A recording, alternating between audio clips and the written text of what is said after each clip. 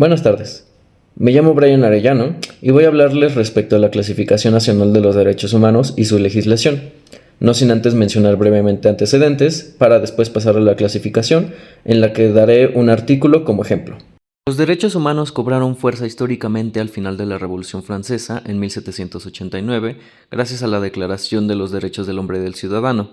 Este documento tuvo una gran influencia debido a que impactó a otros países para poder empezar movimientos democráticos y revolucionarios para después adoptar ideas similares en sus respectivas constituciones. Pero, ¿por qué lo anterior mencionado es de relevancia si queremos hablar respecto a los antecedentes nacionales? La razón de esto es que uno de esos países a los que llegaron estos movimientos e ideas fue precisamente México. Sin embargo, esto no fue hasta que empezó la independencia de nuestro país en 1810. Un hito clave fue la Constitución de Cádiz de 1812, debido a que introdujo conceptos como la igualdad, la libertad, la propiedad, entre otros, mencionando también algunos derechos relacionados a lo político y a lo educativo. La siguiente constitución fue la de Apatzingán de 1914. Se agregaron cuestiones relacionadas al documento de los sentimientos de la nación por José María Morelos y Pavón, y aquí se comenzó a reconocer los derechos laborales.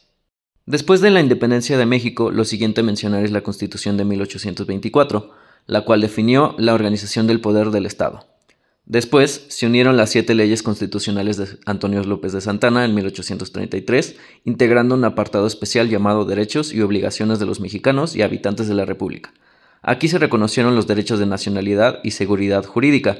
No obstante, se hablaba de libertad e igualdad, pero sin aún reconocer la libertad de culto y creencias.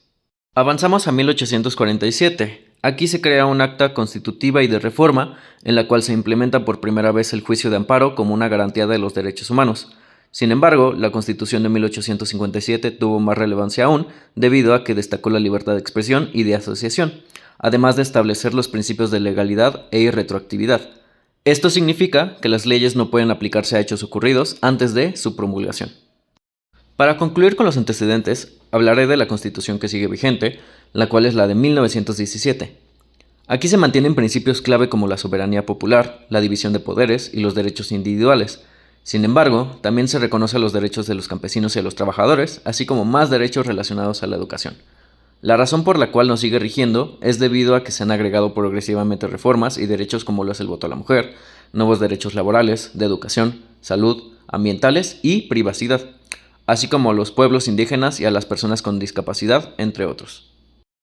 A continuación, mencionaré la clasificación de los derechos humanos dando artículos como ejemplo. Estos artículos son pertenecientes a la Declaración Universal de los Derechos Humanos de la ONU. La primera clasificación a mencionar es la civil. Estos derechos están relacionados con la libertad y autonomía de las personas, asegurando que puedan vivir con dignidad y participen activamente en la vida pública y privada, siempre y cuando respeten la integridad de los demás individuos. El mejor ejemplo para este tipo de derechos es el artículo 3, donde se menciona que todo individuo tiene derecho a la vida, a la libertad y a la seguridad de su persona. Para la clasificación de los derechos económicos y sociales, ambos se centran en las condiciones materiales y de bienestar necesarias para una vida digna, como el acceso a la educación, la salud o el trabajo. Esto con la finalidad de que todas las personas se puedan desarrollar plenamente. Como ejemplo, se podría hablar del artículo 26, el cual habla acerca de que toda persona tiene derecho a la educación, y esta debe ser gratuita, al menos en las etapas elementales y fundamentales. En cuanto a la clasificación cultural, estos derechos son de carácter colectivo y se refieren a la coexistencia de las personas, sobre todo de pueblos o hasta países con el objetivo de tener un bienestar común.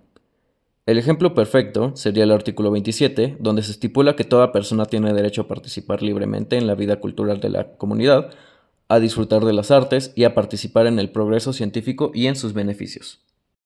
La última clasificación es la ambiental. Esto se vincula con el derecho a vivir y a desarrollarse en un entorno sano. Aunque no se menciona tal cual el medio ambiente, el artículo 25 se podría relacionar, ya que habla de que toda persona tiene derecho a un nivel de vida adecuado para la salud y el bienestar de él mismo y de su familia. Ahora hablaré acerca de la legislación aplicable en materia de derechos humanos.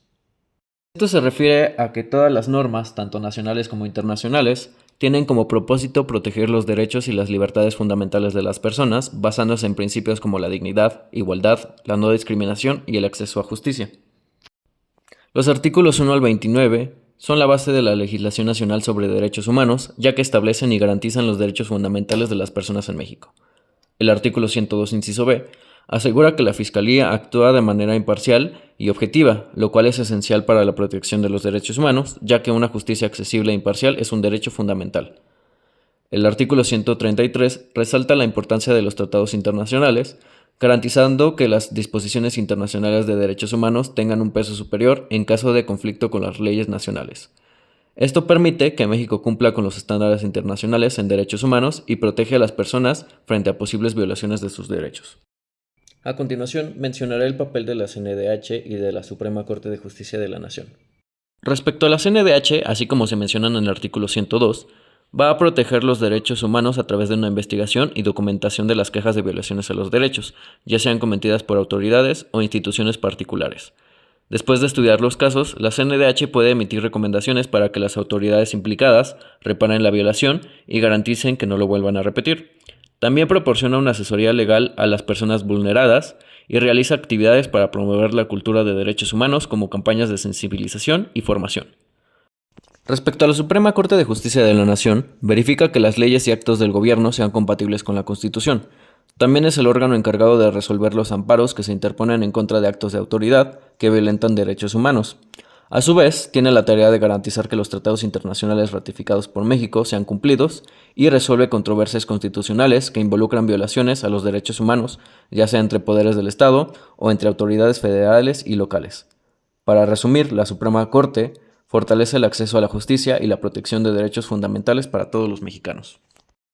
Para finalizar con este video, me gustaría comentar que es importante conocer los antecedentes nacionales de los derechos humanos porque nos permite entender el contexto histórico y político en el que se fueron desarrollando. Esto nos enseña cómo ha avanzado el país desde la Constitución de Cádiz hasta nuestra Constitución actual, que es la de 1917.